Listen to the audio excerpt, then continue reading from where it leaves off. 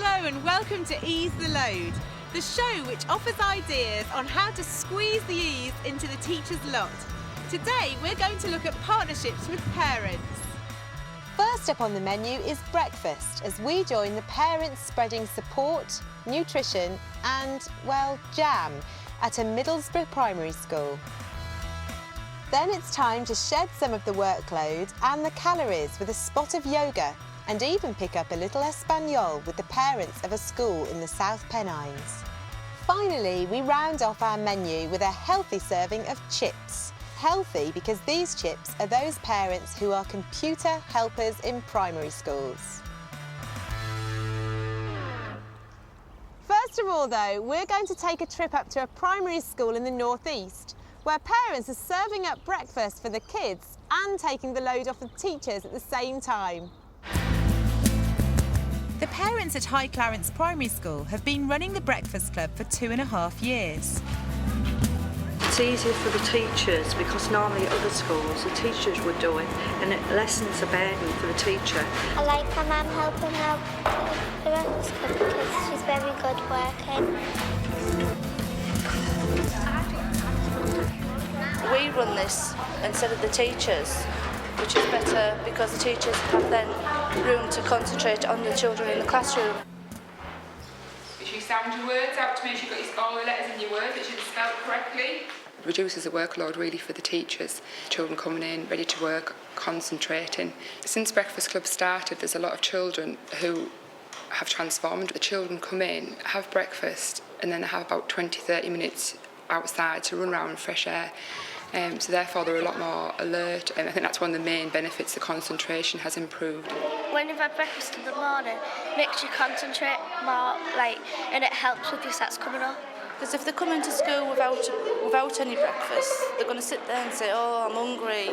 But if they come into school and they get the breakfast, they're just going to come and sit in class and just get on with the work.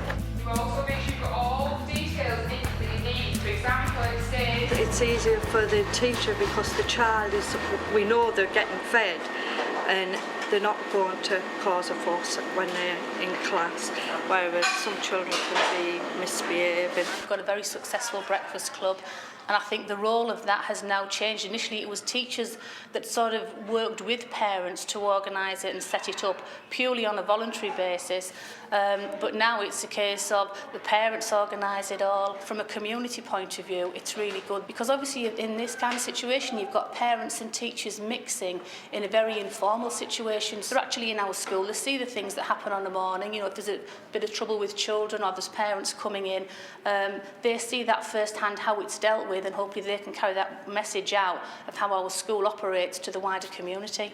If anybody's thinking about starting a breakfast club, it's a great idea, and I think it's brilliant if the parents take control and the teachers are more like in the background. Yeah, I've just done it now. We'll do as much as we can for the school as parents because we like to help the children. And it's our duty, because if my child comes here, I want to do as much as I can for the school to benefit not just my children but the teachers and everybody else, the governors and everybody. So it benefits us all really.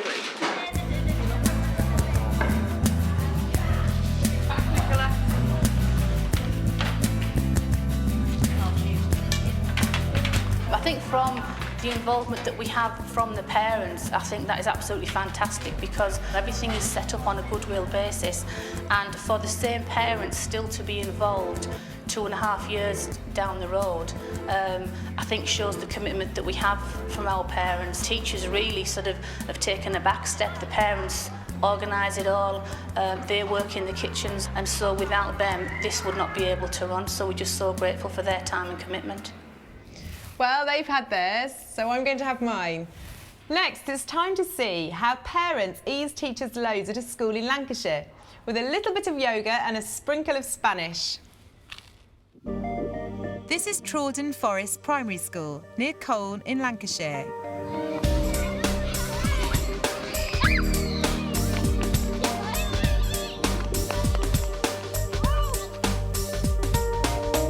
Two of the parents here have brought a little extra something to the curriculum in the form of yoga and Spanish classes.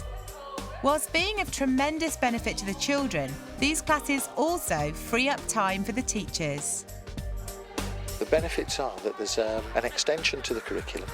It gives the children a much broader base to work from, far more personal enjoyment for them. It also means that the teachers do get the time that they need for preparation, for assessment, for marking. 1 to 10, do you want to start? When I was 11 years old, I went to live in Tenerife. I spent 18 years there. 2 years ago, I moved back to the UK with my children, and around about 18 months ago, I approached the school looking for work after putting my children into this school. Uno is one. Dos is two. The school wanted to take an interest in sort of pursuing foreign languages, modern foreign languages, and we wanted the children to get a taste of more than one if possible, so Kerry Ann seemed the ideal choice. The children are benefiting from getting language skills that they wouldn't be able to get from me, and obviously it's freeing up me to do work during class time that I would normally be doing either lunchtime or in my own time. It's a great idea, not only for the teachers themselves to help ease the load, but for parents to be involved in the school. There's lots that they can provide. They certainly can, whether it be Spanish lessons or, in this case, yoga lessons. We found out that Caroline taught yoga, and she came and did an after-school class with some of the children, so we felt it would be nice to bring her into school during school time and take each class individually and give all the children the opportunity to come. If it wasn't for this particular half hour when the children are freed up, the marking that I've now been doing, I'd either take it home or do it during my lunchtime. Whereas it's nice to have the children, I can still be watching them and I can be marking at the same time.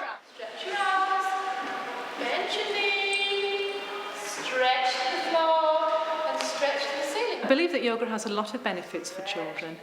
We do get the children quite active, they're moving around, and then at the end of the yoga session, what I'll do is get the children to lie down, to be very calm. We use, for example, we use scarves over the children's eyes to help them to relax, so that by the time they've completed their half-hour session with me, they're in a nice calm mood, and they go back into the classroom and they take that feeling of calm with them. And so, of course, they're easier to manage and easier to teach. I really don't think that at first either Kerry Ann or Caroline realised the importance and the real benefits of what they were doing for everybody concerned. But now that they've been with us about 9 months, they're part of the planning process, they understand how this fits in and just how much it does ease the load for the workforce here, which benefits everybody in the school. I would say that if any other teachers or schools head teacher wanted to go ahead and involve parents in this way, that it would be of immense benefit to them. And I really wouldn't hesitate in recommending that they use this way of easing the workload, really just making sure that their teachers have an altogether more enjoyable day. Oh, I feel so relaxed. I can hardly be bothered to introduce the next item. But as I'm in it, I suppose I better put the effort in. Yes, that's the day I spent with chips. Now, I don't mean I was down at my local chippy. No, I went to Bolton to spend some time with a group of parents that call themselves CHIPS. That's Computer Helpers in Primary Schools. Paula and Cheryl are parents at St Gregory's Primary School in Bolton, and together they form part of the CHIPS group. Carrie Thorne is the ICT coordinator and has seen the benefits firsthand. It helps within the class and with the preparation. The CHIPS group help to set the computers up ready so that it's ready when the children all walk in, and then they tend to go around and they focus on one group of children so that we've got one adult per 5 children. So you put your mouse over it, right click, and it'll give it you.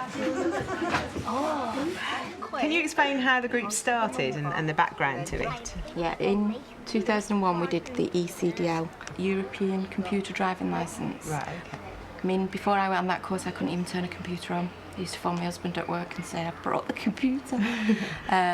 We enjoyed it so much that although the funding ran out, we didn't want to stop. So we decided to form a group, raise the money for our own training, and then we thought it'd be nice to give something back. So we asked Mr Maloney if he'd mind if we came in school on a voluntary basis, and he snatched our hands off. Right.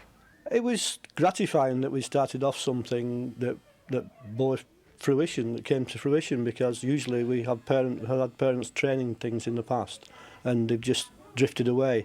But with people who carried on and really pushed the CHIPS idea forward, and basically they've managed it themselves. Do you chat quite regularly to the teachers to plan the lessons? The teacher will come to us and she'll tell us like what the lesson plan is, like what the aims are, and then she might give us certain groups that, you know, it could be the lower level or the higher level, depending, and then it's like a case of then she'll say, well, we want them to achieve this, this and this, basically. Have any teachers learnt any IT skills? They've helped a little with the teachers' training, especially with the whiteboard. As we've got new software or new hardware, the CHIPS group tend to explore it and investigate it and then focus on helping us with what we need, rather than each teacher having to go away and experiment with each piece. I think it's been wonderful because the skills that the parents had through doing the European driving licence has transferred to the children and in some cases to the staff, because there's not every member of staff was ICT literate. So how is it funded then? How do you generate your funds? Well, we'd like to appeal to anybody who would like to give us any equipment or money. We never say no. And that's how we do it. Yeah. Okay, so what equipment have you managed to... We've got a camera, printer, laptops, interactive whiteboard, projector, loads of stationery. Some software, haven't we? We've actually bought software that the school couldn't afford. How much have you managed to raise then through all your busy fundraising? We don't know exactly in money, but equipment-wise we must have in excess of £15,000 worth. And then of course there's our voluntary time, which I think is priceless. Yeah. Yes. So there's number one. So where will number one go on there? Got to keep your finger down. That's it. Keep your finger down until you get it to the actual box. That's it. Do you find it's eased your workload because you haven't had to find the time to sort of raise funds for resources? Yeah. For example, we've just focused this year on the software needed to do the curriculum, and the CHIPS are helping us at the moment with chairs, which is a practical side, but it's still an important requirement. Can you give me some information on this type of chairs that you would supply? Well, as much discount really as you can give us, because we are a non-profit making organisation. So without the CHIP funding, we would have had to wait till next year for suitable chairs for the room. And where do you hope the CHIPS group will go from here? Well, it'd be lovely if they could come in every day to support in the ICT, but realistically, if they could maintain the level of support that they've done, that would be fantastic. Well, that's your lot. I hope we've managed to offer some ideas on how to make your load lighter. Until next time, take care.